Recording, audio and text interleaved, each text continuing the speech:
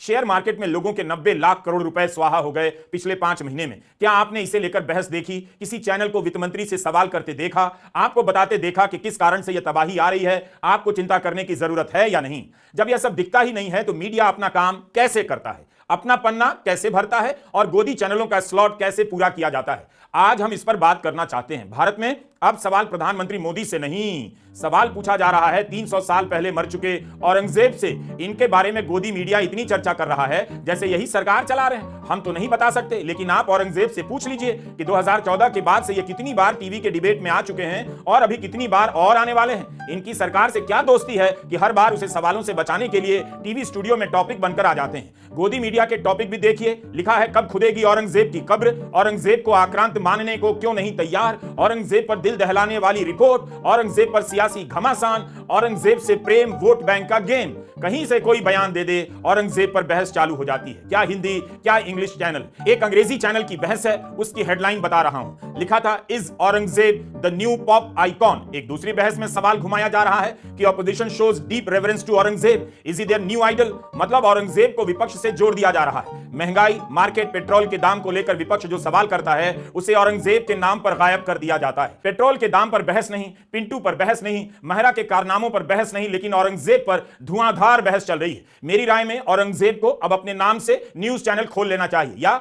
खुद ही एंकर बनकर डिबेट शुरू कर देना चाहिए। आप दर्शक सोचिए कि किसी ना किसी बहाने मुसलमानों से नफरत जगाने वाले मुद्दे घूम फिराकर लाए जाते हैं और इनका आपके दिमाग पर क्या असर पड़ता है। जिस सप्ताह बाजार में लोगों के कई लाख करोड़ हवा हो गए, लोगों के दिल धड़कते रहे कि पूंजी बचेगी या डूब जाएगी, उसी सप्ताह गोदी मीडिया औरंगजेब पर डिबेट किए जा रहा था। क्या इसके पास प्रधानमंत्री मोदी के किसी काम पर डिबेट करने के लिए कोई टॉपिक नहीं? क्या प्रधानमंत्री मोदी ने ऐसा कोई काम नहीं किया 10 साल में जिसे दिखाकर गोदी मीडिया एक सप्ताह तक विपक्ष को घेर सके? विपक्ष को घेरने के लिए अब औरंगजेब की मदद क्यों ली जा रही है? यह हाल है आपके गोदी मीडिया का। किसी को गिनती करनी चाहिए कि ट्रंप की टैरिफ नीति पर कितने डिबेट हुए और औरंगजेब पर कितने। आप दुनिया के अखबार निकाल कर देखिए, टीवी चैनल देखिए, हर जगह ट्रंप की सनक और टैरिफ नीति पर चर्चा चल रही है। लेकिन भारत में गोदी मीडिया ने औरंगजेब के नाम पर पूरा हफ्ता आराम से निकाल लिया। सवाल करने से बच गया कि अमेरिका के राष्ट्रपति भारत के बारे में सम्मानित तरीके से बात नहीं कर रहे हैं और भारत एक शब्द नहीं बोल रहा, जबकि कनाडा और चीन ने ट्रंप को जवाब दे दिया। मौजूदा प्रधानमंत्री से सवाल नहीं कर पाता है यह गोदी मीडिया और एक मरे हुए बादशाह का फोटो लगाकर ऐसे सवाल कर रहा है जैसे औरंगजेब अभी जिंदा है। क्या आप पाठकों और दर्शकों का यही बौद्धिक स्तर है? गोदी मीडिया तो यही समझता है एक दिन दुनिया गोदी चैनलों के पाठकों और दर्शकों पर हंसेगी। मार्केट में आपके इतने पैसे डूब गए और डिबेट चल रहा है। यह सब टॉपिक है जो मैं पढ़ रहा हूं। जवाब पत्थर से योगी ऐसे शांत करवा दिया जाएगा। अगला शाहकार अब मथुरा के लिए योगी तैयार। संभल विवादित मस्जिद में अब हिंदू पूजा करेंगे? Question mark. क्या मोदी का मैसेज मुसलमानों को कबूल है? Question mark. मोहम्मद शामी का रोजा ना करने पर बवाल। होली, रमजान, फिर हिंदू मुसलमान। साल में 52 जुम्मे, होली एक। ये कैसी चेतावनी दे गए संभल सीओ? महाकुंभ में होने वाला था आतंकी हमला। क्या आपको यही चाहिए था? आज किसी शिक्षा मंत्री के काम को लेकर बहस नहीं होती। आपके जिले का कॉलेज कैसा है, पढ़ाई होती है या नहीं, इस पर बहस नहीं होती। किस कॉलेज में इतिहास का टीचर कैसा है भी या नहीं, इसी पर बहस कर लीजिए। लेकिन टीवी चैनल के लोग आपको औरंगजेब के नाम पर झूठा इतिहास पढ़ा रहे हैं। कांग्रेस प्रवक्ता सुप्रिया श्रीनेत ने सवाल किया है कि अप्रैल 2024 में एक बैरल $86.88 का था। 6 मार्च 2025 को एक बैरल $66.73 का हो गया। एक साल में दाम 23% से ज्यादा घटा। रूसी क्रूड ऑयल खरीदकर सरकार ने पिछले साल $25 बिलियन बचाए। लेकिन क्या आपके पेट्रोल और डीजल के दाम कम किए गए? नहीं, क्योंकि आपसे मुनाफाखोरी की जा रही है। कच्चे तेल का भाव 23% घट गया, पेट्रोल का दाम 10% भी नहीं। इनकम टैक्स अधिकारियों को यह पावर दिया जा रहा है कि वे सोशल मीडिया अकाउंट भी देख सकेंगे, ईमेल के पासवर्ड भी आपको उन्हें देना होगा। निजता पर, प्राइवेसी पर इतना बड़ा खतरा आने वाला है और चर्चा नहीं। आरटीआई कानून को कमजोर किया जा रहा है, खत्म किया जा रहा है, कोई चर्चा नहीं होती। यह मीडिया आपको किस भारत के लिए तैयार कर रहा है, किस अंधेरे में ले जा रहा है? कम से कम इतना तो सोचा कि ट्रंप ने भारतीयों को बेड़ियां पहनाकर, हथकड़ियां पहनाकर भारत भेजा। इनमें से किसी से नहीं बोला गया। मीडिया ने सरकार से सवाल तक नहीं किया कि अमेरिकी सेना का विमान इस तरह से भारतीयों को लेकर भारत की धरती पर उतरा कैसे। तर्क दिए गए कि अमेरिका का कानून तोड़ा है तो वहां के हिसाब से कार्रवाई हुई है। लेकिन क्या आपको पता है कि अमेरिका ने नेपाल के 8 नागरिकों को वापस नेपाल भेजा है? इससे पहले 27 नेपाली नागरिकों को भेजा गया। 5 मार्च को आए विमान में लोगों को हथकड़ी लगाकर नहीं भेजा गया, उन्हें बेड़ियां पहनाकर नहीं भेजा गया, ना अमेरिकी सेना के विमान से भेजा गया। नेपाल के नागरिकों ने भी अमेरिका का कानून तोड़ा होगा, लेकिन उनके साथ वो बर्ताव नहीं किया गया जो भारत के नागरिकों के साथ किया गया। इसलिए पूछा जा रहा है कि क्या ट्रंप भारत को अपमानित कर रहे हैं? क्या वे भारत के साथ सम्मानजनक व्यवहार कर रहे हैं? ना मीडिया सरकार से पूछ रहा है और ना सरकार बोल रही। उल्टा विदेश मंत्री एस जयशंकर लंदन के कार्यक्रम में कह रहे हैं ट्रंप की सब नीतियां भारत के अनुकूल हैं। सारे सवाल इन दिनों इन्हीं से पूछा जा रहा है जो खुद को आलमगीर कहा करते थे, जिसके बारे में नेहरू ने कहा था औरंगजेब तथा कथित महान मुगलों का आखिरी नाम, जिसने घड़ी की रफ्तार को उलट देने की कोशिश की और अपनी इस कोशिश में न केवल घड़ी की रफ्तार रोक बैठा बल्कि उसे तोड़ भी डाला। लेकिन गोदी मीडिया प्रधानमंत्री मोदी को सवालों से बचाने के लिए औरंगजेब को बहस में लाया जा रहा है और बहस में लाने के लिए घड़ी घुमाया जा रहा है। महाराष्ट्र सरकार के एक मंत्री का इस्तीफा हुआ, उस पर चर्चा इस लिस्ट में कहीं नहीं है। यही मंत्री अगर बंगाल का होता तो हर चैनल पर 7 दिन डिबेट किया जाता और बंगाल में राष्ट्रपति शासन लगाने से लेकर ममता बनर्जी का इस्तीफा मांगा जाता। बीड जिले के सरपंच संतोष देशमुख की हत्या के सिलसिले में महाराष्ट्र के एक मंत्री का इस्तीफा हुआ। इस बारे में इंडियन एक्सप्रेस में एक पूर्व आईपीएस अधिकारी मीरन चड्ढा बुरवानकर का कॉलम पढ़ रहा था। लेख शुरू होता है कि महाराष्ट्र सरकार के एक पावरफुल मंत्री का इस्तीफा हुआ है,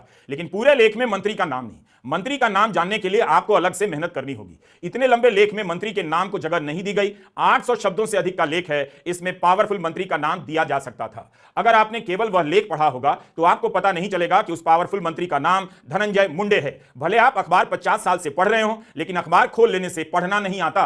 काफी ध्यान से देखना होता है कि क्या लिखा गया है और कैसे लिखा गया है। लेकिन संतोष देशमुख की हत्या क्यों हुई? एक विंडमिल एनर्जी कंपनी से नेताओं के गुंडे पैसे वसूलना चाहते थे, लेकिन संतोष देशमुख ने ऐसा होने नहीं दिया तो उनकी हत्या कर दी गई। संतोष देशमुख को टॉर्चर करके मारा गया है। धनंजय मुंडे फडणवीस सरकार में खाद्य व नागरिक आपूर्ति मंत्री थे। जब इनके एक करीबी वाल्मीकि कराड़ की संतोष देशमुख की हत्या के मामले में गिरफ्तारी हुई, तभी से विपक्ष इनके इस्तीफे की मांग करने लगा, मगर सरकार ने इस्तीफा लिया नहीं। फडणवीस इनका बचाव करते नजर आए, मगर पिछले हफ्ते सीआईडी की चार्जशीट की डिटेल बाहर आने के बाद धनंजय मुंडे का बचाव करना मुश्किल हो गया और विधानसभा सत्र के दौरान ही मंत्री का इस्तीफा मांग लिया गया। धनंजय मुंडे ने लिखा है कि उन्होंने स्वास्थ्य कारणों के आधार पर इस्तीफा दिया है, तो अजीत पवार का कहना है उन्होंने नैतिक आधार पर इस्तीफा दिया है। धनंजय मुंडे एनसीपी अजीत पवार की पार्टी के विधायक हैं और सरकार में मंत्री थे। चार्जशीट के अनुसार 3 घंटे तक सरपंच संतोष देशमुख के साथ मारपीट हुई। हत्यारों ने 15 वीडियो रिकॉर्ड किए जिसमें वे एक दूसरे के नाम ले रहे हैं। मुख्य आरोपी वाल्मीकि कराड़ और धनंजय मुंडे की एक दूसरे के साथ तस्वीरें सोशल मीडिया पर वायरल है। बीड में एक सरपंच की इतनी बड़ी हत्या हो गई, बहस औरंगजेब पर हो रही।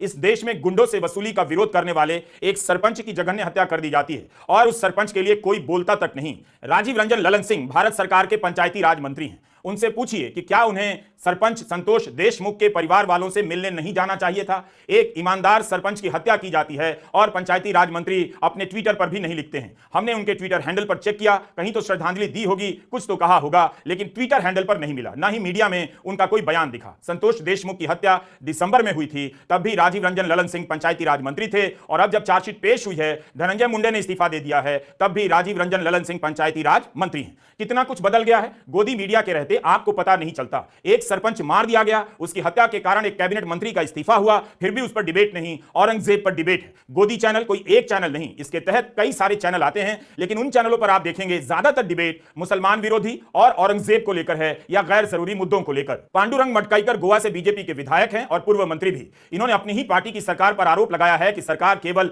भ्रष्टाचार में लिप्त है, गोवा में लूट चल रही है, कुछ काम नहीं हो रहा, सब पैसे गिनने में बिजी हैं, सारे मंत्री पैसे गिन रहे हैं। यह आरोप बीजेपी के विधायक का है जो इसी सरकार में मंत्री रहे। अभी तक इन्हें ना तो पार्टी से निकाला गया है, ना इन्होंने अपना बयान वापस लिया है। लेकिन ऐसा ही आरोप अगर ममता बनर्जी का कोई मंत्री दे दे तो कितना हंगामा मच जाए, पूरा तंत्र जुट जाएगा। लेकिन बीजेपी के विधायक ही अपनी सरकार को लूट में शामिल बता रहे हैं और चर्चा औरंगजेब पर हो रही है। इसीलिए चर्चा के नाम पर औरंगजेब की आज सबसे ज्यादा जरूरत है, ताकि आपको लगे कि भाई लोग इतिहास ठीक कर रहे हैं। मटकाईकर का आरोप है कि पिछले हफ्ते उन्हें भी एक छोटे से काम के लिए एक भाजपा मंत्री को 15 से 20 लाख रुपए रिश्वत के रूप में देने के लिए मजबूर होना पड़ा, तब भी कोई चर्चा नहीं, कोई खोजी पत्रकारिता नहीं। यह हाल है गोदी मीडिया का। क्या बीजेपी से ही निकलकर कोई कह दे, धरना दे दे कि बहुत भ्रष्टाचार है, तब भी यह गोदी मीडिया खबर के रूप में महत्व नहीं देगा। दिखाएगा, छापेगा तो किनारे छापकर भूल जाएगा। औरंगजेब को ले आएगा चर्चा में, उसे बड़ा कर देगा। इस सवाल पर बहस नहीं है। औरंगजेब के अलावा न्यूज चैनलों की कुछ दूसरी हेडलाइन भी देखिए। पहले प्रधानमंत्री, मां गंगा के मायके पहुंच गए पीएम मोदी। मां गंगा ने मुझे गोद लिया है,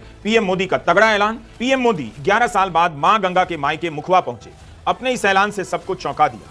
मां गंगा के मायके में पीएम मोदी, ये सब न्यूज चैनलों की हेडलाइन है। किस चैनल पर कवरेज हुआ है, किसने हेडिंग लगाई कि पीएम मोदी का तगड़ा ऐलान, क्या यही खबर बची है? वाकई आप उनकी यात्राओं को आप खबर समझकर देख रहे हैं, भले उसमें कोई खबर ना हो। किस चैनल पर आपने ये हेडलाइन देखी कि बीजेपी का विधायक कह रहा है कि गोवा सरकार के मंत्री ने उससे 20 लाख की रिश्वत ले ली और चैनल डिबेट कर रहे हैं? औरंगजेब या प्रधानमंत्री गंगा के मायके पहुंच गए? कुंभ मेले के दौरान नई दिल्ली रेलवे स्टेशन पर भगदड़ मची, लोग मर गए और उस घटना को गोदी मीडिया ने तुरंत भुला दिया। किसके फायदे के लिए? किसी चैनल पर आपने घटना के बाद वहां मौजूद कूलियों से बातचीत देखी? मीडिया का काम इन दिनों राहुल गांधी कर रहे हैं। अच्छा काम किया आप लोगों ने। इंसानियत के नाते हमारा भी फर्ज बनता है यार कि तो क्या हुआ? उस दिन 9:15 साढ़े 9 बजे की घटना थी। हम ये गेट पे काम कर रहे थे, सारी Koli. Subscribe now and press the bell icon. Never miss an update.